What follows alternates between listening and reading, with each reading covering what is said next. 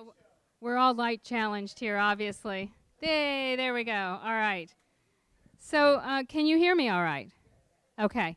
Welcome, everybody, to the Castine Historical Society's Pulliam lecture. We're going to start now. I'm going to chat for a while as people still trickle in. But for us, this is a little unusual event in that it's being live streamed on YouTube. So right now, there are people watching from their computers, I'm sure all over the world. And so I thought I better start on time since they're at their computer wondering what's going on. So welcome. My name is Lisa Simpson-Lutz. I'm the Executive Director of the Castine Historical Society. And I'm thrilled to present the 13th Annual Deborah Pulliam Lecture. The Deborah Pulliam Memorial Lecture is named in honor of the Historical Society's benefactor, Deborah Pulliam. Pulliam, who died in 2007, and she was a Castine resident, was a generous supporter of organizations both in Castine and beyond. She was an active member of the Historical Society and even served as the editor of the Castine Visitor, our newsletter, for 6 years. And her bequest at her passing transformed the Historical Society into what it is today.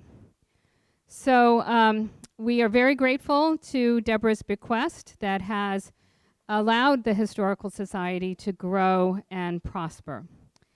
So before I speak about tonight's presenter, I do want to mention 2 upcoming events. We are kind of winding down our season, which closes on October 11th. And I hope if you haven't seen the exhibit, Clark Fitz-Gerald, Castine Celebrated Sculptor-in-Residence, that you will come out to the Historical Society to see the exhibit.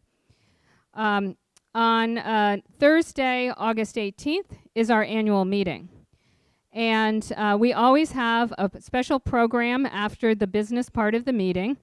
And we're very excited to announce that our speaker will be the artist Robert Shetterly, who lives in Brooksville, Maine.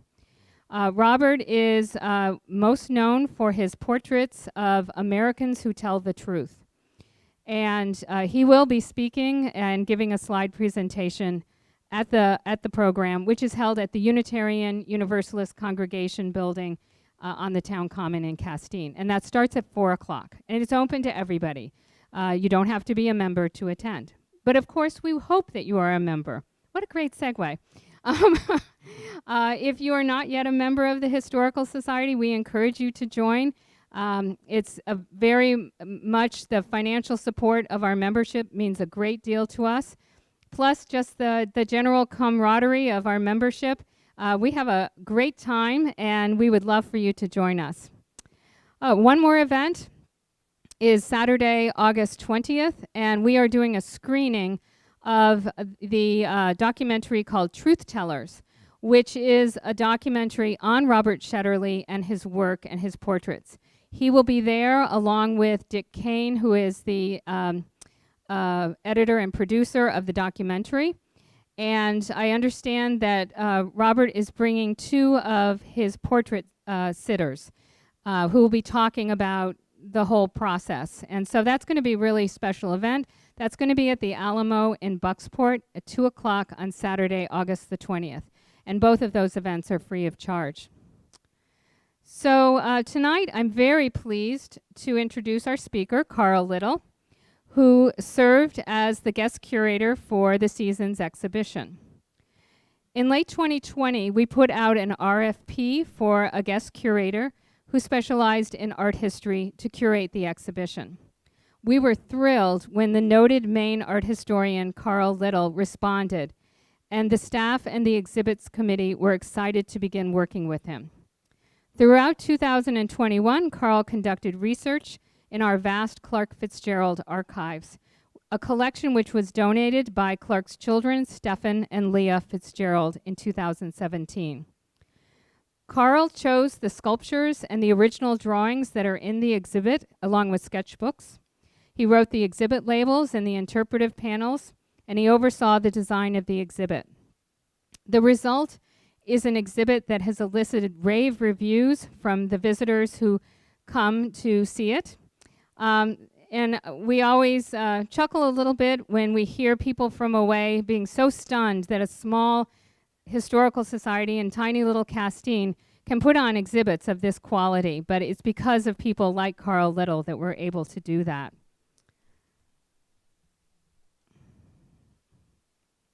Carl is a graduate of Dartmouth College with additional degrees from Columbia University and Middlebury College. He moved to MDI from New York City in 1989. He directed the Ethel Blum Gallery at the College of the Atlantic for 8 years.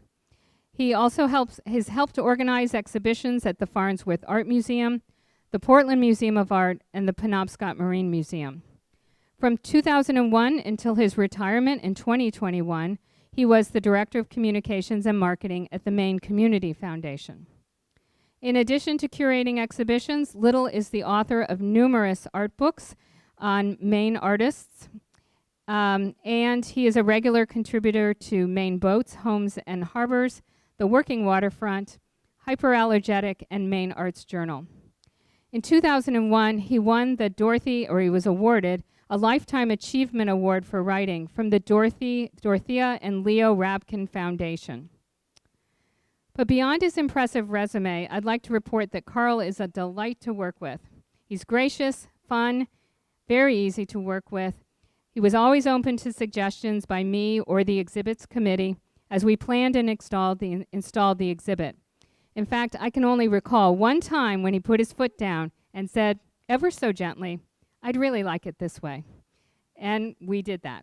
I can't remember what it was for, but I remember it. So we can't thank Carl enough for his work to make this exhibition possible. And we look very forward to hearing what he has to say about Clark Fitz-Gerald. So please welcome Carl Little.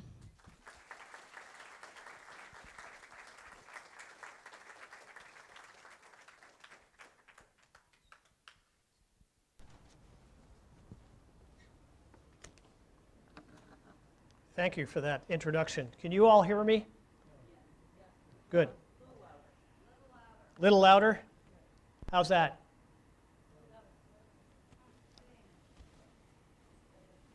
Yeah, it's on. Oh, there we go. Is that a little better? Yes. Okay. So thank you, Lisa, and welcome everyone. Hot August night. Thank you for coming out.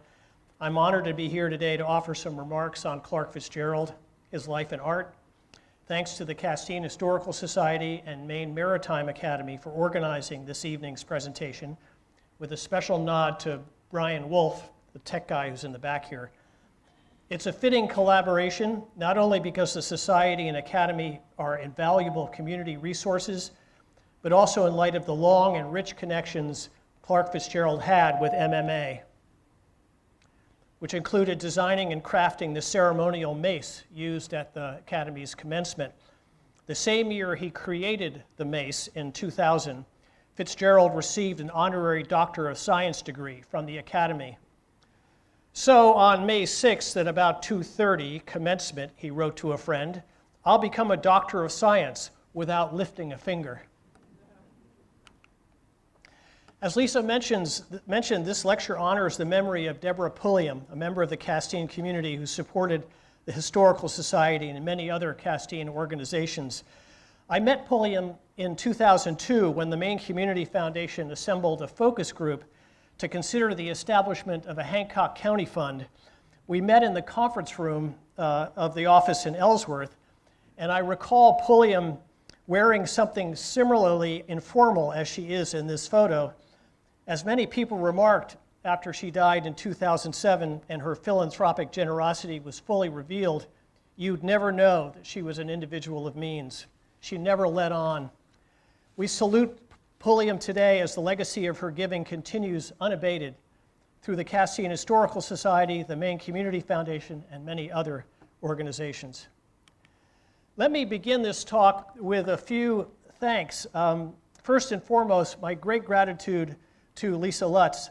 She proved to be the perfect partner for an exhibition that had a great many moving parts, from securing loans to finessing the layout in a space that features some interesting twists and turns. I just offer one example of her ingenious design concepts for the show, the recessed space for Clark Fitz-Gerald's wire sculpture, Christ in the City, on loan from Leah and Jim Day. In addition to protecting the piece, the arrangement makes for some fine shadow play. I also thank Stephen and Leah Fitz-Gerald for their gift of their father's archives to the Society. On my first visit to immerse myself in the archives with the invaluable guidance of curator Paige Lilly, I entered the very personal world of one of this country's foremost 20th century sculptors. The exhibition only scratches the surface of the materials in this treasure trove. Among my favorite items is this list of Clark's answers to the question, "Know what talent is?" He was always ready to share his thoughts on creativity, and he was always editing his writing.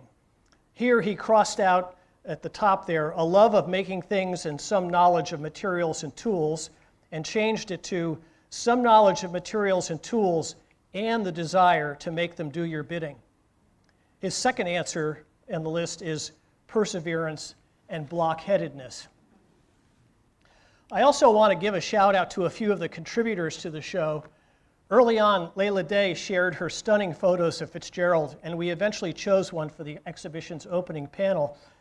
Clark was photographed quite a bit in his lifetime by some brilliant portraitists, including Raleigh McKenna, but Layla's photos are among the most forthright in capturing the man in action.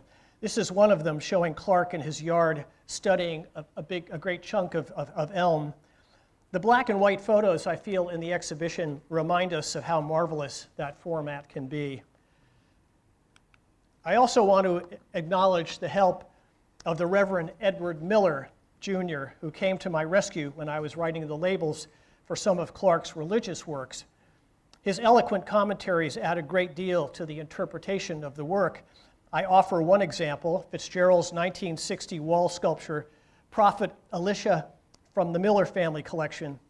Reverend Miller explained that the sculpture is based on the story from Hebrew scripture that relates the anointing of the prophet Elisha as the successor to Elijah. In the sculpture, Fitz-Gerald shows Elisha using Elijah's cloak to part the Jordan River. It's a wonderful story, writes Miller, not only for telling how God can choose imperfect people for important roles, but for depicting the dynamics of people striving to live up to the expectations they have for themselves or that others have for them. And not only did Reverend Miller share the story of the prophet, he provided a full accounting of the material elements of the piece, including the fact that the backing, the wooden backing, the mount, was made from walnut from Grant's Farm in St. Louis, Missouri, the birthplace of General Ulysses S. Grant. It is a truly remarkable sculpture, dynamic and inventive in its presentation of the story. Reverend Miller also shared several of his photographic portraits of his friend Clark, including this one. Shown in his studio, the artist has a hint of a frown in his face, but at the same time displays a sense of wonder. A handsome man, Fitz-Gerald carried his youthful looks throughout his life. Another contributor, writer and former principal of the Adams School, Todd Nelson, lent his story of the gibbies, those many found objects that prompted some of Fitz-Gerald's sculptures, and his wonderful poem about the sculptor's tools. He also loaned us this multi-shield knight prepared to defend the castle. I should note that the Down East Books will be publishing a collection of Nelson's writings, Cold Spell, The View from the End of a Peninsula, this October. Other folks to thank: the Castine Historical Society's Exhibitions Committee provided valuable feedback as the show developed, and I wanted to give a special shout out to Mark Pelletier and his crew for preparing the space. Among other things, they produced and or restored a group of pedestals requisite for a sculpture exhibition. This is one serving as a perch for Fitz-Gerald's wonderful owl from the collection of Marjorie Mills. Finally, my gratitude to Yvonne Lausier, who designed the interpretive materials for the show. Her concept for the opening panel, seen here, visiting the show for the first time in June, I realized that it is somewhat text-heavy, but Yvonne did a marvelous job of keeping everything flowing. I do hope that visitors will take the time to read the narrative and the labels. There's a lot of background information as we sought to provide a thorough portrait of the artist. As we began to organize the show, we decided to divide it into categories.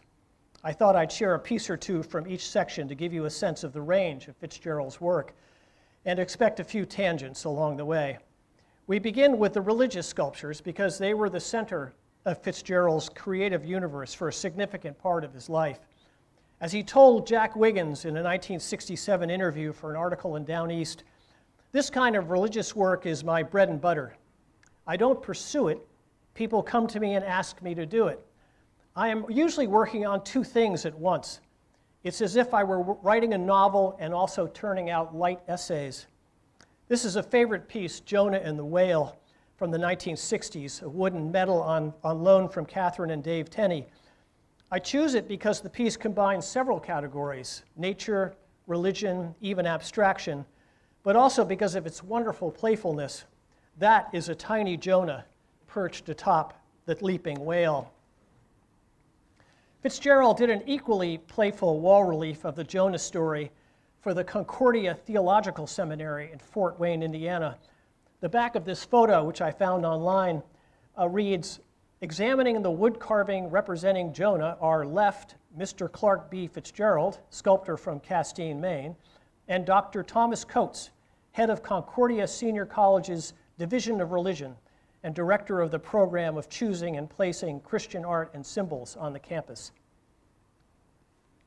It's just a wonderful little variation on that, but a completely different concept.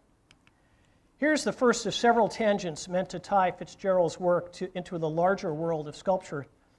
The subject of Jonah and the whale from the Old Testament has been a favorite of artists. I share one example of a sculptural representation by the 20th century American sculptor John Flanagan. This is his Jonah and the Whale rebirth motif from 1937, made from bluestone from the Brooklyn Museum of Art collection. The piece depicts the body of Jonah enclosed in a womb-like shape, which in turn is enveloped by the larger silhouette of the whale. As Fitz-Gerald's sculptures often did, Flanagan's stylized forms verge on abstraction. Born in Fargo, North Dakota in 1895, Flanagan joined the Merchant Marines in World War I, after which he took up painting and wood carving, eventually shifting to stone. Flanagan advocated truth to materials. He once remarked, "There exists an image within every rock. The creative act of realization merely frees it." I think Fitz-Gerald might have said the same thing about wood. Religious sculpture has a long and rich history. Here's a famous example, Bernini's Ecstasy of St. Teresa from the Cornaro Chapel in Santa Maria della Vittoria in Rome. The sculpture depicts a mystical experience of the great Spanish Carmelite reformer Teresa of Avila. In representing Teresa's vision, during which an angel pierced her heart with a fiery arrow of divine love, Bernini followed the saint's own description of the event. I picked this sculpture for a couple of reasons. One, it was among the first slides in John Wilmerding's Introduction to Art History at Dartmouth, and it simply blew me away. But secondly, I feel the piece displays the kind of dynamism of motion and power of feeling that Fitz-Gerald sought in his work. Here are representations of Adam and Eve by the famed Spanish surrealist Salvador Dali on the left and Fitz-Gerald on the right to show how artists have represented the first couple in different ways. The Dali bronze, conceived in 1968 and cast in 1980, shows Adam and Eve in the act of losing their innocence, nudged on by the serpent, whose body forms a heart. I find the representation almost corny in comparison with Fitz-Gerald's stunning and simplified version, emphasizing the beauty of the two bodies. And here's another pairing, Jacob and the Angel by the American-born British sculptor Sir Jacob Epstein and Fitz-Gerald. Both sculptures depict an episode from the book of Genesis in which Jacob, son of Abraham, was forced to wrestle with an unknown assailant, a divine being, through the night. In the morning, his opponent blessed him because he had not abandoned the struggle, and revealed himself to be an angel and messenger from God. Jacob gave thanks, saying, "I have seen God face to face, and my life is preserved." In Epstein's large alabaster carving on the left, the night-long struggle between Jacob and his assailant is translated into a strangely ambiguous embrace between two colossal male figures. Jacob is depicted with his eyes closed and head thrown back. The angel is holding him in a tight grasp, as if squeezing the last breath out of him. Jacob and the Angel was completed in 1941 and is in the Tate Museum collection. By contrast, Fitz-Gerald's rendering shows the angel atop Jacob, his wings spread wide, struggling to subdue the man. Once again, the design is stunning in its vitality and conception. From the religious to the very secular, one of the great and fun revelations of exploring the Fitz-Gerald archives was his brilliant work as a caricaturist and cartoonist. This is one that didn't make the show, from the Boyer family. The caption reads, "Look, Andy Warhol collected cookie jars, right? Well, I collect thunder jugs, okay?" I had to look up thunder jugs. My understanding is that they are fancy chamber pots. In my article in the Castine Historical Society newsletter, I compare Fitz-Gerald to his caricatures to those of two famous practitioners, David Levine and Ralph Steadman. This is Levine's Andy Warhol on the left, and a self-portrait, recent self-portrait, as you could tell by the mask, by Ralph Steadman. Levine specialized in cultural figures, many of his drawings appearing in the New York Review of Books. Steadman is probably best known for his illustrations for Hunter Thompson's Fear and Loathing in Las Vegas. I do feel that Fitz-Gerald could have pursued a separate career as a caricaturist, cartoonist. He had a brilliant eye for human foibles. Another section of the exhibition focuses on Fitz-Gerald's commissions. He relied on commissions to help pay the bills, and there were many of both. The first Fitz-Gerald sculpture I ever saw was this Daedalus, 1968, which is sited in the courtyard of the Mount Desert Island Regional High School, which my two children attended. I revisited it last year and took this photo and the next. The sculpture has stood outside for more than 50 years and remains a powerful representation of the mythic story of a father and son's tragic flight. This is a close-up of one of Daedalus's hands gripping the strap of his wing. You can see some of the wear and tear the sculpture has endured. An MDI high school student had perched a stone on it, where you can see with the word peace. In his explanation of the relevance of the sculpture, Fitz-Gerald once wrote, "None of us enjoy the commitment or that awesome first step into the unknown, but there is no other way, no escaping it. That is the message of the 12-foot-tall Corten steel figure of Daedalus at Mount Desert High School. Solving any problem means acting." And here finally are some ink sketches for the sculpture from one of the Fitz-Gerald notebooks in the Castine Historical Society's archives. As you can see, he considered many different poses before settling on the final design. His sketchbooks and notebooks are among the treasures in the collection and warrant a separate exhibition at some point in the future. I love this photo of Fitz-Gerald in his studio with the model for his piece, Flame of Inspiration, that hangs in the Collins Center for the Arts at the University of Maine in Orono. To me, he looks like a NASA scientist. The bronze chandelier sculpture is 21 feet tall and weighs more than a ton. It was originally installed in 1986, a gift of the class of 1942 for the grand opening of what was then called the Maine Center for the Arts. In 2016, the University of Maine recruited Clark's son, Stephen, to help refurbish, restore, and reinstall the piece. This is what it looks like today.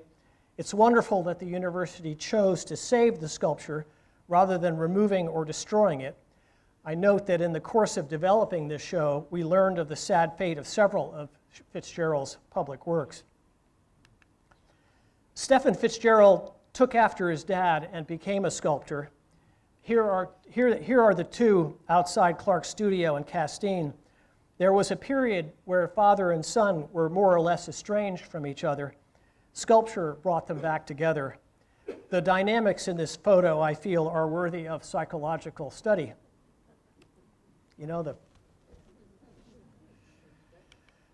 Fitz-Gerald père and fils had the occasion to work on a few commissions together, most notably the Reeds, a large-scale kinetic stainless steel sculpture created for the Harrington Cancer Center in Amarillo, Texas in 1983. This is the brochure for the project and a clipping from the Bangor Daily News showing father and son conferring with the family dog, Trouvé. Fitz-Gerald often hosted a preview of his large commissions at his studio in Castine before they were transported to their sites, a chance for local people to see the work before it went off into the wide world. In the article, he explains that Amarillo is a mile high and, quote, "There is a constant blowing of wind. I decided to use it as an asset, not fight it. I wanted the reeds to be alive, not rigid and fixed." He also noted how he consulted with ministers, doctors, and others who had worked with cancer patients. These people going through chemotherapy, he said, are realizing how fragile and finite their life is. He wanted the reeds to reflect their ability to bend but not break. The Fitz-Gerald archives includes a note from Amarillo oncologist Dr. Philip Perriman, dated January 23, 1983, offering a relevant quote from the French philosopher Blaise Pascal. It reads, "Man is but a reed, the weakest in all nature, but he is a thinking reed." Many of Fitz-Gerald's commissions were large-scale and labor-intensive and required extended research and time to develop and fabricate. It was not uncommon for the sculptor to dedicate more than a year to a particular piece.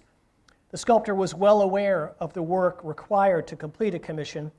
As he told a Bangor Daily News reporter in 1989, "The creativity is finished after you develop the idea. After that, it becomes a physical endurance contest."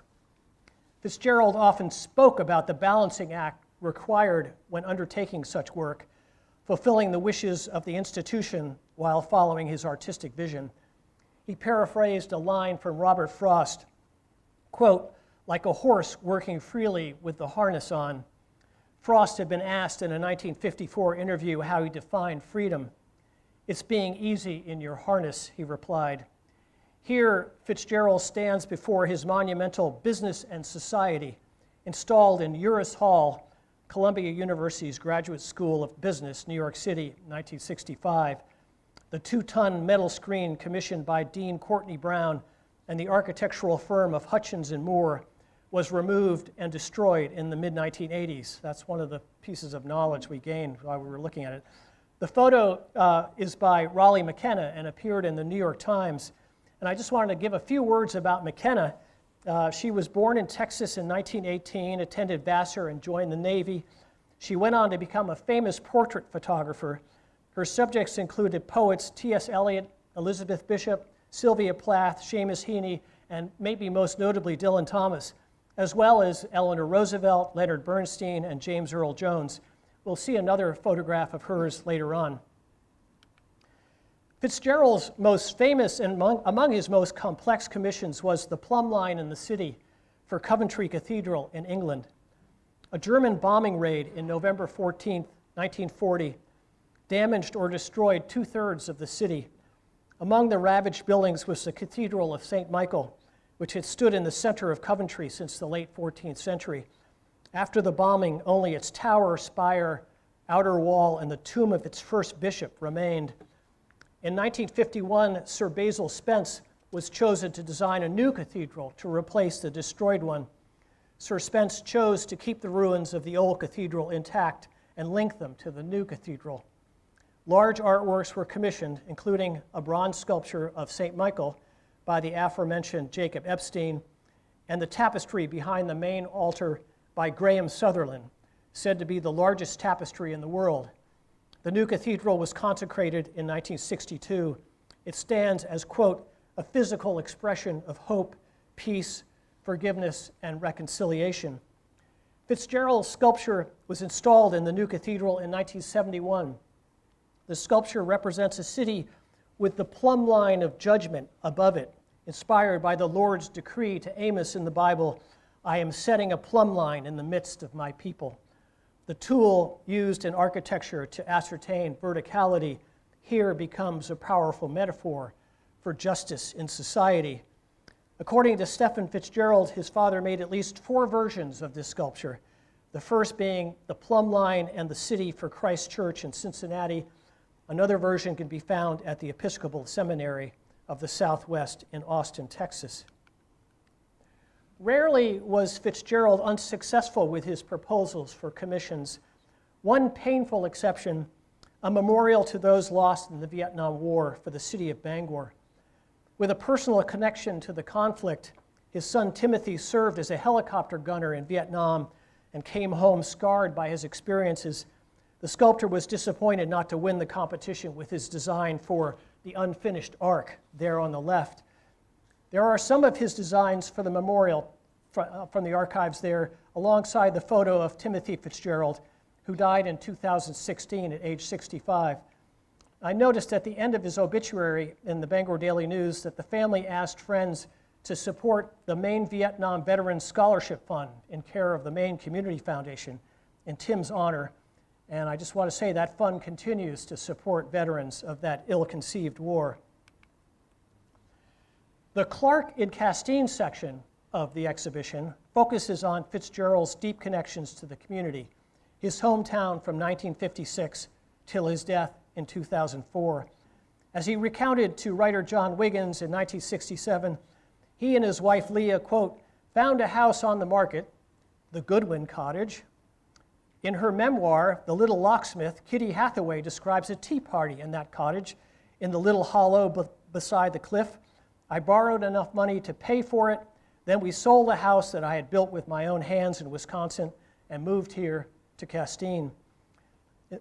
This is a photomechanical collotype view of Dice Head in 1893 by William George Sargent, which I found on the Fitzhenry Lane's website, a wonderful resource.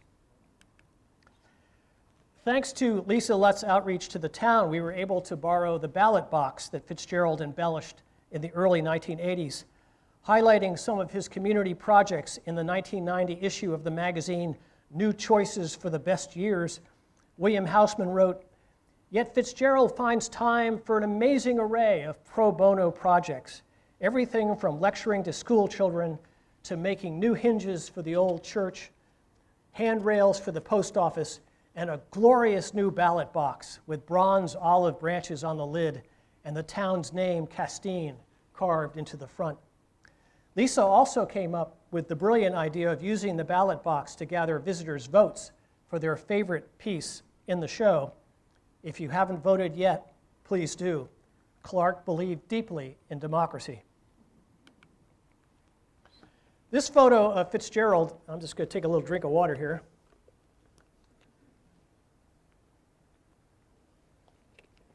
This photo of Fitz-Gerald with friends captures a wonderfully animated moment during a picnic in Castine in 1961. Left to right, Fitz-Gerald pointing, Margaret Booth, her husband, poet Philip Booth, poet Robert Lowell, Clark's wife, Leah Fitz-Gerald, and Lowell's wife, writer Elizabeth Hardwick. The photo is by the aforementioned Raleigh McKenna. I like to incorporate literature in my talks, and this seemed like a perfect prompt and occasion. To start with, I want to share a favorite Philip Booth poem. It reminds me of some of the close relationships Clark had with his fellow Castiners. This is Fog Talk. Walking the heaved cement sidewalk down Main Street, I end up where the town bottoms out, a parking lot thick with sea fog.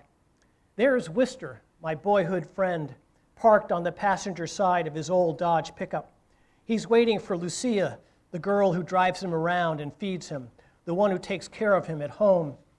Wister got married late, like me, wifeless now, no kids. We're near 68, watching the ebb, looking out into the fog. Fog so thick that if you got shingling your roof, you'd shingle 3 or 4 courses out onto the fog before you fell off or the sun came out. Wister knows that old joke. Not much else, not anymore. His mind drifts every which way. When I start over to his old pickup, He waves to my wave coming toward him, his window half up, half down. He forgets how to work it. I put my head up close. Wister, I say, you got your compass with you to steer her home through this fog? Wister smiles at me with all sorts of joy, nodding yes. He says, I don't know. In a statement for the 1970 poetry anthology Maine Lines, edited by Richard Aldridge, Robert Lowell wrote, I can't define the role of Maine in my life and work. Spent some 3 summers there as a boy and about 13 more in my middle age. Maine stands for nature against the city, peace and cold. These are 2 stanzas from one of Lowell's Castine-inspired poems, Soft Wood, accompanied by a photo of Fitz-Gerald's studio. Here too in Maine, things bend to the wind forever. After 2 years away, one must get used to the painted soft wood staying bright and clean, to the air blasting an all-white wall whiter as it blows through curtain and screen, touched with salt and evergreen. The green juniper berry spills crystal clear gin, and even the hot water in the bathtub is more than water, and rich with the scouring effervescence of something healing, the illimitable salt. It's a great recording of him reading that poem online. He's just remarkable. And finally, a passage from Elizabeth Hardwick's essay, In Maine, published in the New York Review in 1971, with a painting of Susan Parrish Adam, Main Street, Castine, 2020, to go with it. She writes, Hardwick writes, my own town of Castine stands out on a point and thus has something of the feeling of an island. It has attractive houses, boats and docks and shores give it beauty and life. It has gentility and promotes its history. The main street slopes down to the harbor slowly, and houses curve along the waterfront, some ours, summer people, some theirs, town people. There is a turn-of-the-century quality to life here, pre-swimming and sunning and beaching. Instead, eager boating, rather pure and difficult and special, again like decades ago. Relations with people are of a gentle and genteel sort. It gives a stinging pleasure not being what has come to be your true self, putting it aside for 3 months, like going home and as the C&O pulls into the old station, adjusting and rearranging yourself. Or perhaps it is calling upon some self always there, but like a telephone in suspended service. In the self-promotion department, I note that this painting will be featured in my brother David's and my new book, The Art of Penobscot Bay, coming out this fall, hopefully. Clark Fitz-Gerald was fascinated by the natural world. He found subjects and solace in the flora and fauna that surrounded him and sought to capture their spirit, often in an animated style. This is his Leaping Frog from the collection of Layla and Jim Day, along with a sketch for the piece from the Clark Fitz-Gerald collection. The sketch carries the caption, The Great Leap of Faith. Nature was part of what drew Fitz-Gerald to Castine.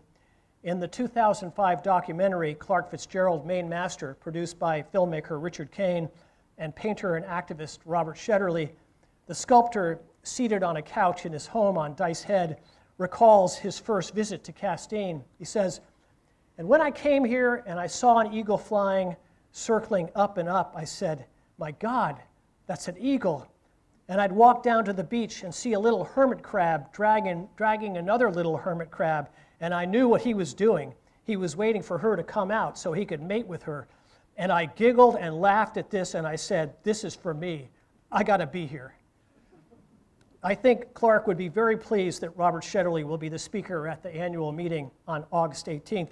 He will be giving an illustrated talk titled, My Favorite Stories from Americans Who Tell the Truth. This sculpture, Warthog, a bronze from 1989, carries a humorous story as related by its owner, Cynthia Boyer. As she tells it, Fitz-Gerald had recently completed a stunning Virgin Mary sculpture for St. Mary's Church in Bangor. Faced with this beauty, Clark's friend, Castine summer resident Al Boyer, challenged him to create the ugliest sculpture possible. The result was this charming if homely four-tusked herbivore.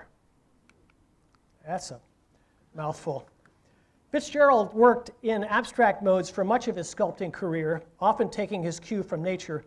This is Horns, 1985, made from elm wood from the collection of Sue Loomis.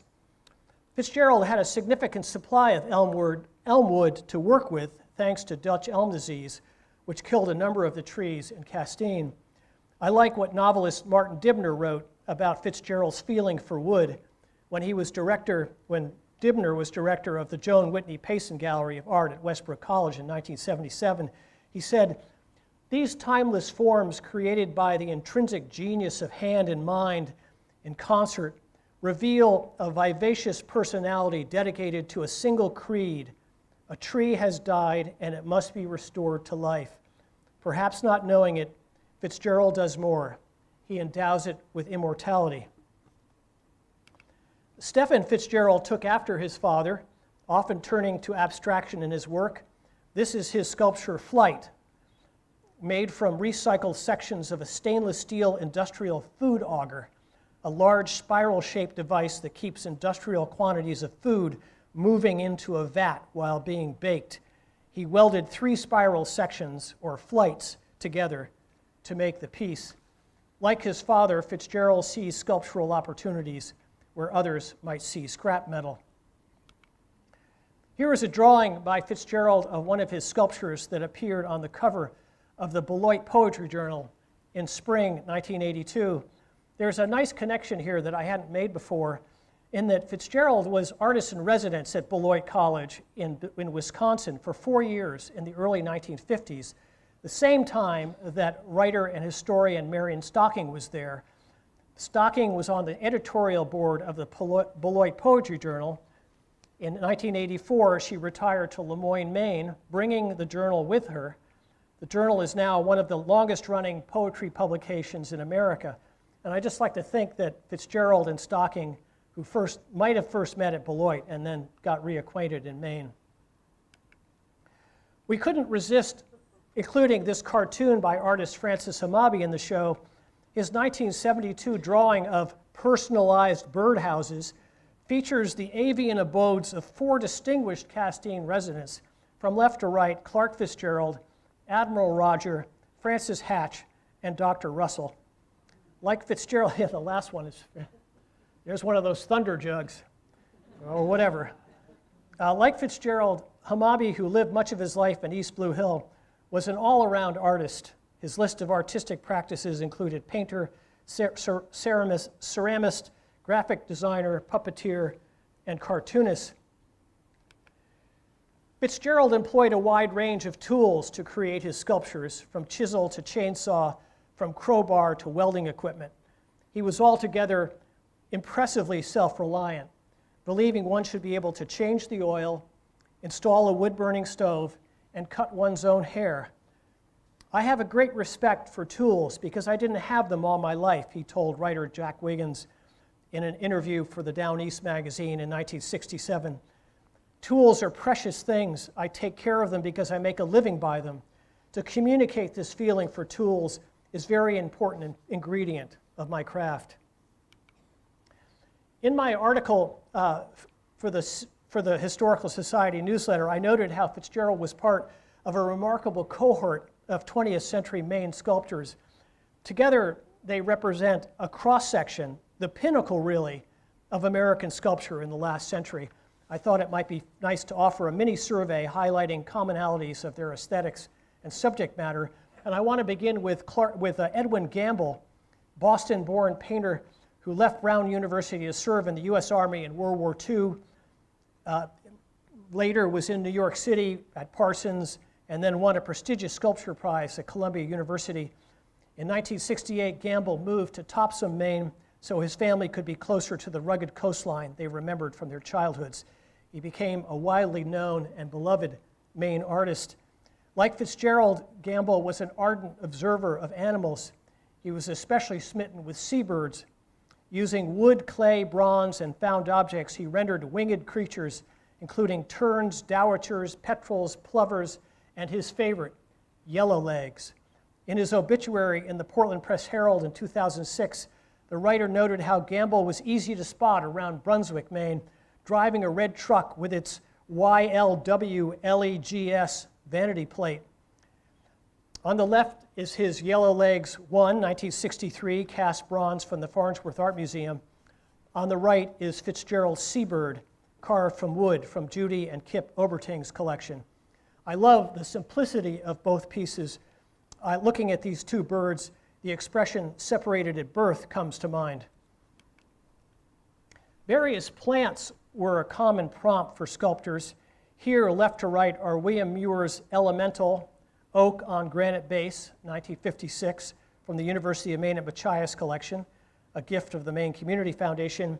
In the middle, Robert Laurent's plant form, circa 1920, 1923, wood from the Brooklyn Museum, and Fitz-Gerald's tube worm, Phoronus architecta, metal with wood base, from the collection of Marty and Don Tenney. Fitz-Gerald's tube worm highlights his fascination with natural forms, in this case, a species of marine horseshoe worm that lives in a tube projecting from the seafloor in shallow waters around the world. While true to the species, the sculpture has a playful, even surreal quality, its tentacles reaching outward.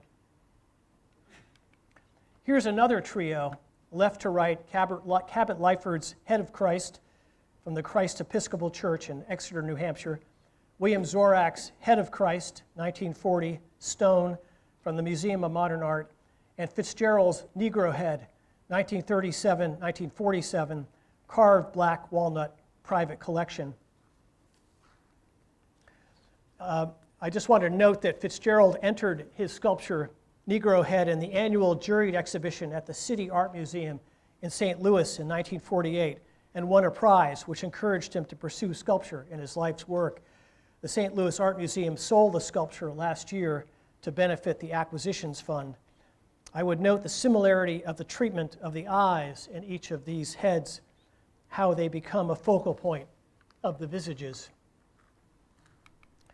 In the exhibition label for his sculpture Hawk on Defense, 1981, from the collection of Elizabeth Foote, I mentioned Fitz-Gerald's ingenuity with materials, specifically his assembling of the predator's feathers.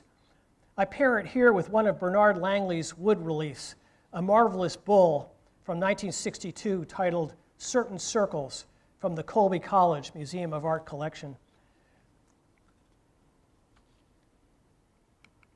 Sculpture is alive and well in Maine. One example, the sculptures produced by the Schoodic International Sculpture Symposium between 2007 and 2014. Among those works is Robert Leverich's granite Home and Away, cited by the Wilson Museum here in Castine. The sculptor wrote, "My idea for Home and Away began to take shape the last day or two of my visit to Castine. Home was a word I heard a lot during my stay, and away, the places people went off to and returned from, drawn back to Castine. I think the two words are deeply evocative for everyone, of different places and frames of mind, and the pull between them that we all feel at different times. I wanted this work to invite you to move down to and through the stones, to follow the paths with your hands as well as your eyes, and perhaps to sit between the curves of the last stone to contemplate the work and the movements on the water." That's just what painter Gregory Dunham did in painting this recent watercolor, Serpentine. While visiting the Home and Away sculpture at the museum, he wrote recently, "I was struck by the serpentine quality of the sculptured granite waves that seemed to be reaching out beyond the harbor to the open sea." Steuben sculptor Jesse Salisbury was the brainchild behind the Sculpture Symposium. Here is one of his pieces, the remarkable Lost Fisherman's Memorial in Lubec. The memorial was conceived to fill the need of a named memorial, a sculpture, and a functional park in the focal point of the town. I had a chance to visit it recently and took this photo. The names of the lost fishermen are on the inside of the memorial. Visitors are drawn in by the landscape and the sculptural forms from a distance, then have the intimate experience of being surrounded by names and sculptural waves. Salisbury tells me, that he never had the opportunity to meet Fitz-Gerald, but saw his work and heard a lot about him when he first started making work in Maine. I think Clark would have loved Jesse's passion for sculpture. Since finishing the work on the show, I have inevitably learned of various pieces of Fitz-Gerald's life and work that would have been nice to include. One of those relates to painter, printmaker, and art teacher Werner Drewes, considered one of the founding fathers of American abstraction and one of the first artists to introduce concepts of the Bauhaus School in the United States. Fitz-Gerald met Drewes when the two of them were teaching at Washington University in St. Louis. According to Stephen Fitz-Gerald, the two artists became lifelong friends. Drewes visited us in Castine in about 1982, and this was after his stroke, so he couldn't talk, but he did an incredible sketch sitting on our deck, Stephen recounted. This color woodcut by Drewes, Sunset in Castine, Maine, was made in 1968. Let me finish this slide talk with a few pieces from the archives that highlight the span of its contents.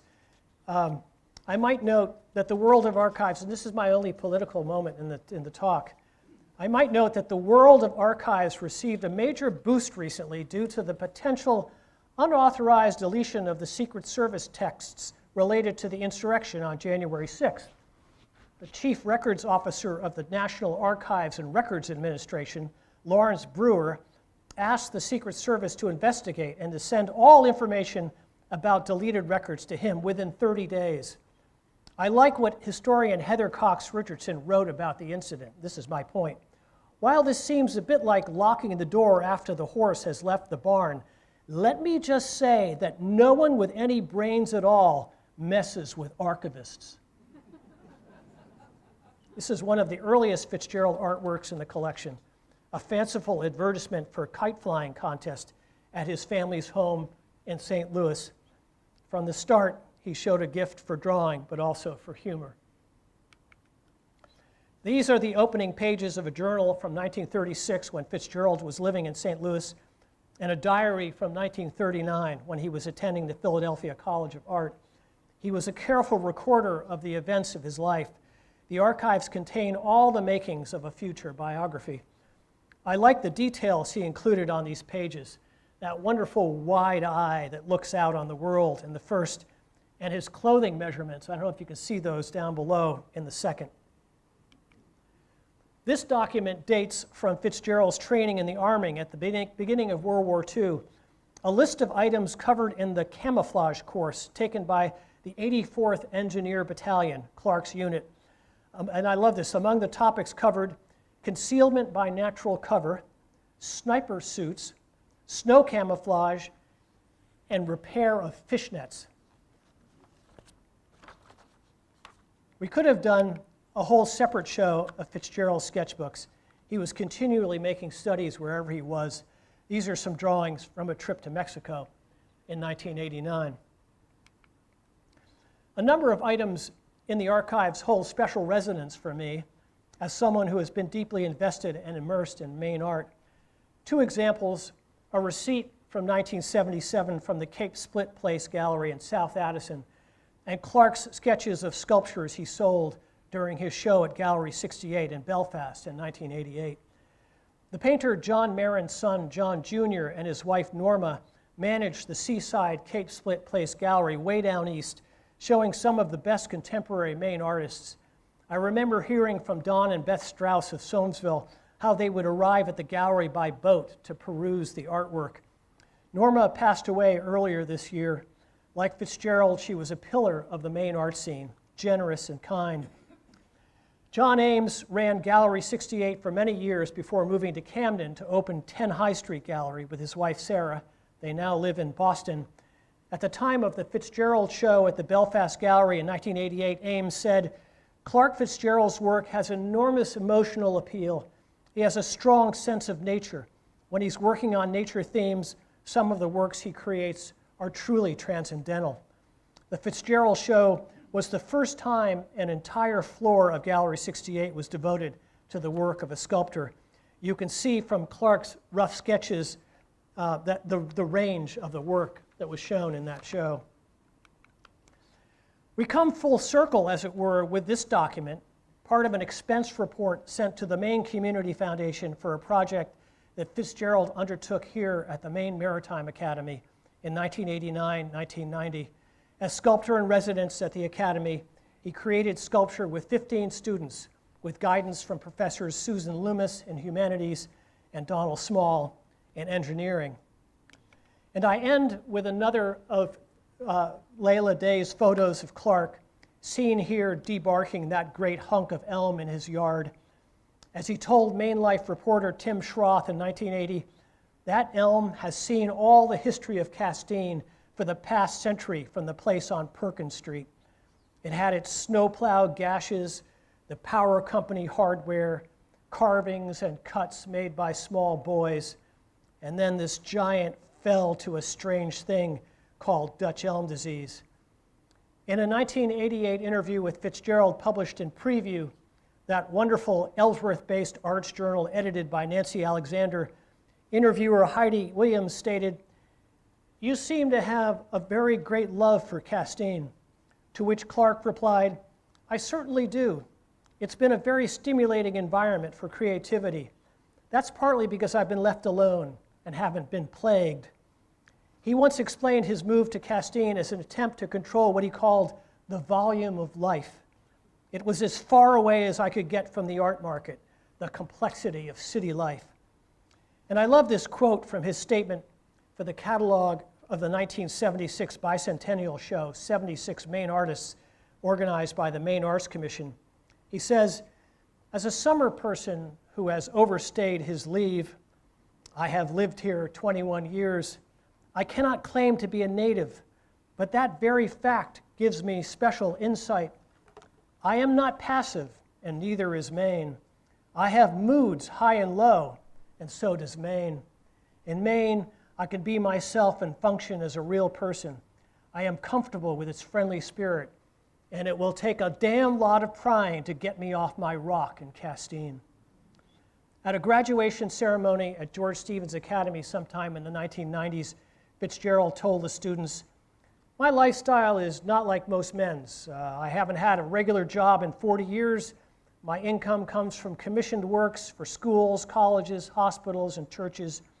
My security is not in the check at the end of the month, but in these hands, this head and heart." As I wrote for the opening panel of the exhibition, inspired by Gilbert and Sullivan, Clark Fitz-Gerald was the very model of a modern major sculptor. Thank you.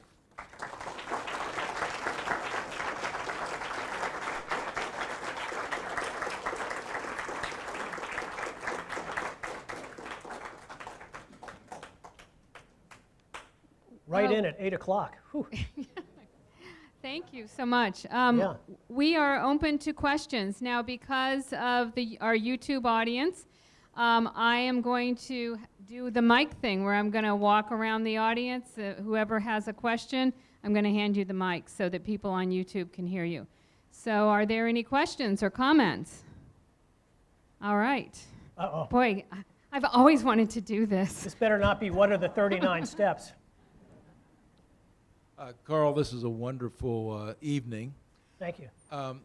You should be the one who writes the memoir or the biography of him, and what would it take to do that in terms of financial support? Well, that's a great question. I'd love to talk to you about that a little further afterwards. I think, with the work that we did on the exhibition, I was thinking of a small monograph, even sort of the greatest hits with biographical material. We spent a lot of time on the chronology. That could even be expanded. So everything is there, and much more. So let's talk. Okay, you guys, good. Here's somebody in between, so I don't have to walk that far. I just want to thank you so much. And I love the way you included poets' quotations, because when I was very much younger than I am now and I watched him work, he sometimes spoke poetry. Oh, wow. Yeats and some others. And I will never forget how the poetry with the sculpture in the context of the sculpture was just something magical. Thank you. Yeah. Oh, I could see the Yates. I mean, even that famous turning and a widening gyre. I mean, that sort of describes some of the DNA sculpture that he did. You know. Yeah. Thank you. I didn't know that. That's wonderful. Actually, while I'm here, I want to mention, Carl, a change to the exhibit that Virginia Foote owns Hawk on Defense, not Elizabeth. And I never told you about that last minute change that literally occurred 1 week after the exhibit opened. So, and while Virginia is here, let's thank her for that loan. Yep. Appreciate it. If Clark were still here, what's the burning question you would ask him? What's the burning question you would ask me? That you would ask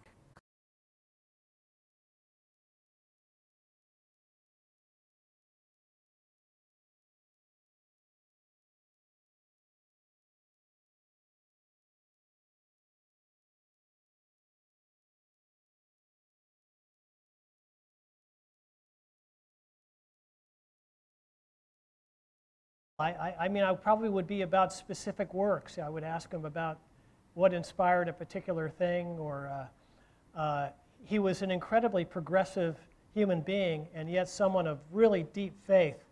And I love that balance, you know. And I know it didn't go over so well with some people, but he really spoke his mind. I would have just loved to have been able to spend more time with him. And I really recommend the documentary that Dick Kane and Rob Shedderly did with him. Most of the interview was done the year before he died, I think in 2004, 2003.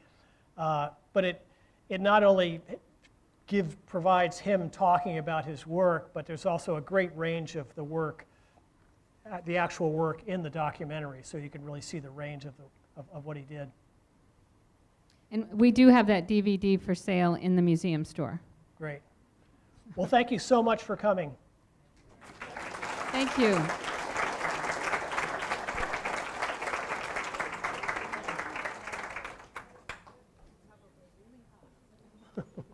Yeah, steaming.